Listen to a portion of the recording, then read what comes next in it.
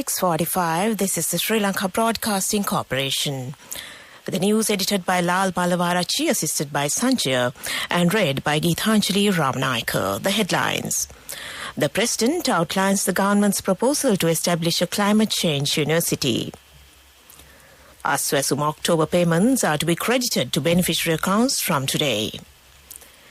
The Ministry of Education has taken action to provide vouchers to purchase shoes to over 740,000 students. A landslide early warning message has been issued by the NBRO for several districts of the island. 6 remarkable artifacts received from the Netherlands will be displayed at the Colombo National Museum from tomorrow onwards.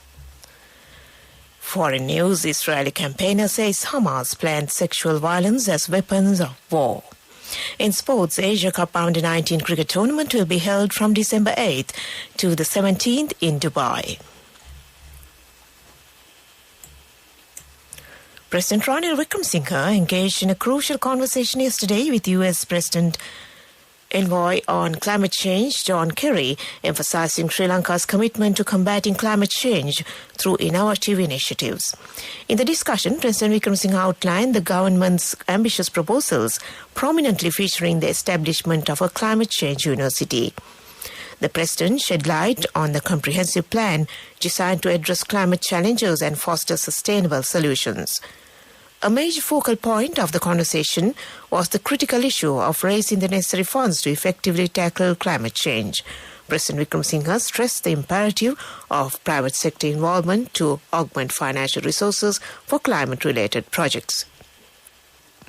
President Wickremesinghe extended an invitation to Mr. Kerry, urging him to visit Sri Lanka and witness firsthand and ongoing efforts and initiatives being undertaken by the country in its commitment to combat climate change. The State Minister of Finance, Shihan Semasinghe, said Aswasuma payments for the month of October has been transferred to banks and will be credited to beneficiary accounts from today onwards. Taking to X to announce this, State Minister Semasinghe mentioned that accordingly, the payments relevant to 1.4 million families, amounting to 8,775 million rupees, were transferred to the banks from the Treasury. In addition, the State Minister expressed that once the review of appeals and objections are completed, the eligible individuals will receive the relevant benefits with effect from July. The new school term for the year 2024 will commence on the 19th of February. Minister Susil Premajayantha said that uniforms, textbooks and shoes required for the students will be provided prior to this. The government pays great attention to the field of education despite the economic difficulties faced. The ministry has taken action to provide vouchers to purchase shoes for over 740,000 students, including the clergy, and each voucher costs 3,000 rupees. 2.2 billion rupees have been allocated for that. The distribution of these vouchers commenced yesterday. A landslide early warning message has been issued by the NBRO for several districts in the island.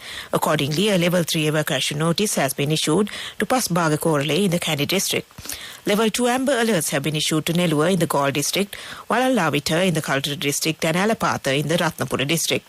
Level 1 watch alerts have been issued to Nagoda in the Galle district, Bulat Sinhala and Mathugama in the Kaltara district, and Udapalata in the Kandy district. Level 1 alerts are applicable for Bulat Kopitiya, Aranayaka and Ruanwella in the Kegal district, Pitabadra and Kotapola in the Mathura district, and Amagamua in the Nuwara district.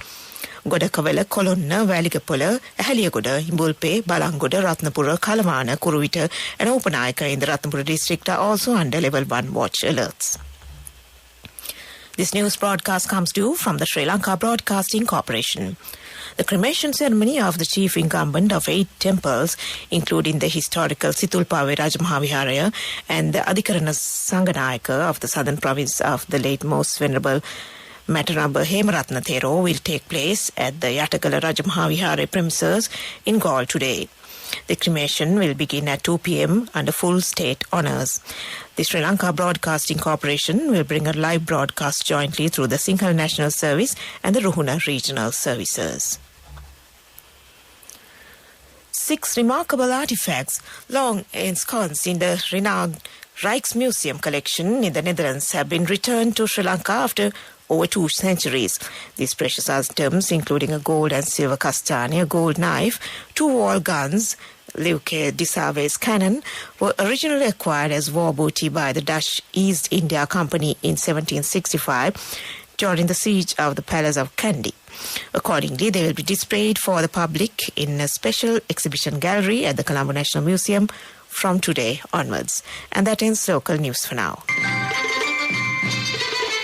The main news story is brought to you by Sinhala Mahatma. The Ministry of Education stated that it is intended to reduce the number of school grades from 13 to 12. Accordingly, the Educational Authority stated that through the proposed new education reforms, every child will be given the opportunity to finish school by the age of 17. Preschool education is classified as 4 years old.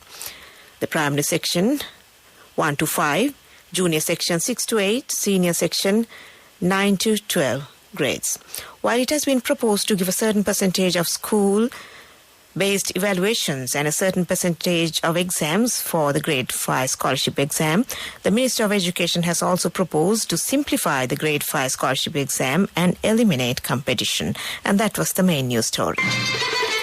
The main news story was brought to you by Sinhala Mahatma. In Watchlight this morning, the University of Kelaniya, with the exception of the Faculty of Medicine, is temporarily closed until further notice. The closure is in response to the abduction and assault of 2 security guards by a group of students. Consequently, all university hostels, except those affiliated with the medical faculty, will be closed. The students have been directed to vacate their respective hostels by 8 a.m. today. And that came to you in Watchlight. Now on to a bulletin of world news. In the headlines, Israel campaigner says Hamas planned sexual violence as weapons of war. 11 hikers are killed as a volcano erupts in Indonesia. And the Netherlands is accused of war crimes complicity for Israeli military supplies. Hamas had a premeditated plan to use sexual violence as weapons of war, an Israeli women's rights campaigner and lawyer has said. Professor Ruth Halperin Kadari said she saw footage of women in several occasions whose condition left her in no doubt that they had been raped.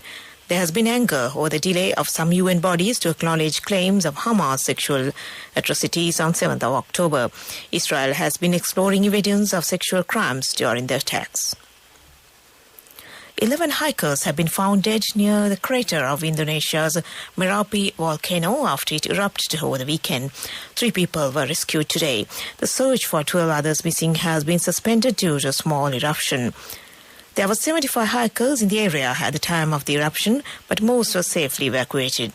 Mount Merapi, one of Indonesia's 127 active volcanoes, spewed ash as high as 3 kilometers into the air yesterday. Authorities have imposed the second highest alerts level and prohibited residents from going within 3 kilometers of the crater. A Dutch court is set to hear a case accusing the state of complicity in war crimes in Gaza due to its supply of components of Israeli bombers. Launched by Hamas rights organization against the Netherlands, the case, which opened today, says that the Dutch state is complicit in the alleged war crimes due to the export of F-35 fighter jet parts. The Dutch branches of the Amnesty International and Oxfam argue that the Netherlands is contributing to wide-scale and serious violations of humanitarian law by Israel in Gaza by allowing shipment of reserve parts for Israeli fighter jets while the war continues. Back to the headlines of the world news. Israel orders evacuations as onslaught on Gaza widens. 11 hikers are killed as a volcano erupts in Indonesia. And the Netherlands is accused of war crimes complicity for Israeli military supplies. And that ends world news. On to development news. High Commissioner of India to Sri Lanka Gopal Bagle said India will be implementing a hybrid renewable energy systems project on 3 islands of Jaffna, namely Nainathiu, Anulathiu and Delft. India has committed to support this project with grants to address the energy needs of the inhabitants of these islands. Interacting with the representatives of the cooperative at Pazayur in the Jaffna Peninsula. The High Commission stresses that India is striving to bring benefits of scientific research and expertise for commercially sustainable development of fisheries in Sri Lanka. And that was development news. Moving on to sports. Asia Cup Under-19 cricket tournament will be held from the 8th to the 17th of December in Dubai.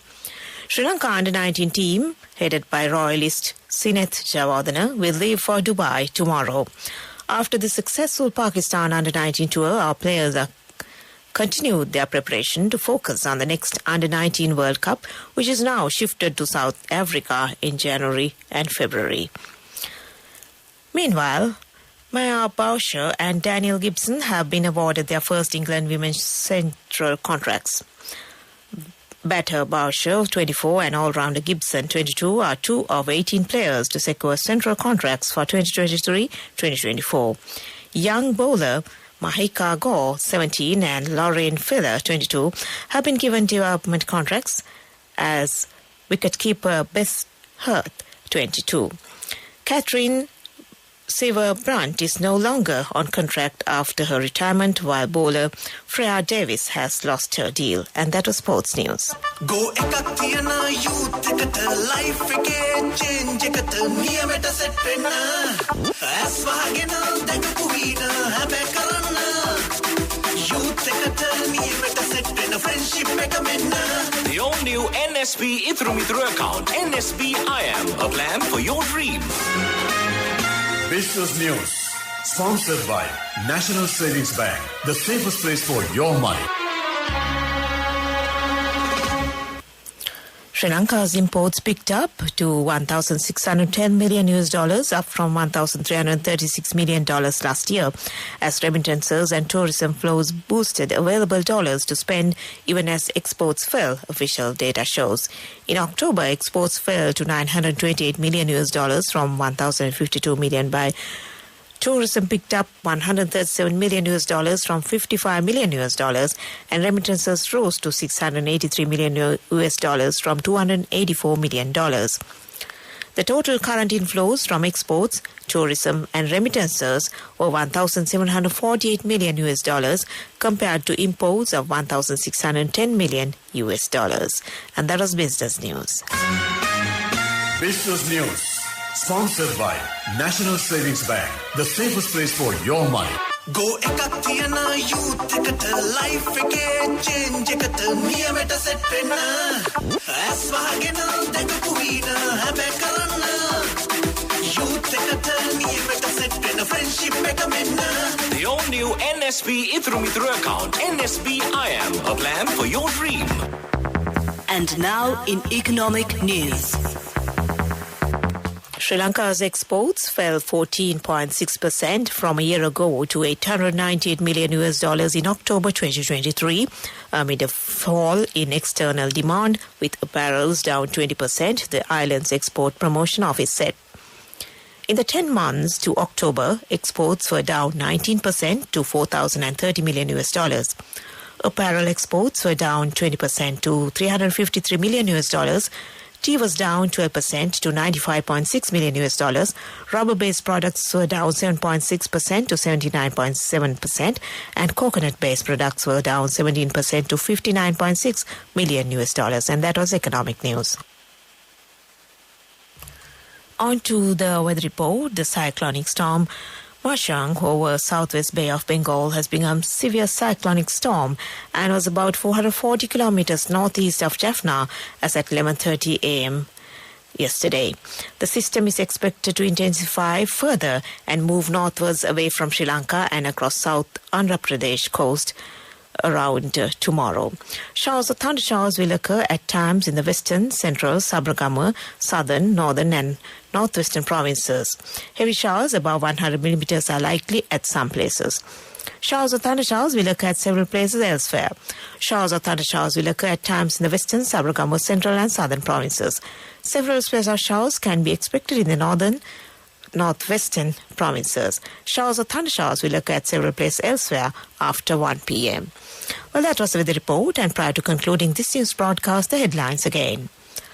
The President outlines the government's proposal to establish a climate change university. Aswasuma October payments are to be credited to beneficiary accounts from today.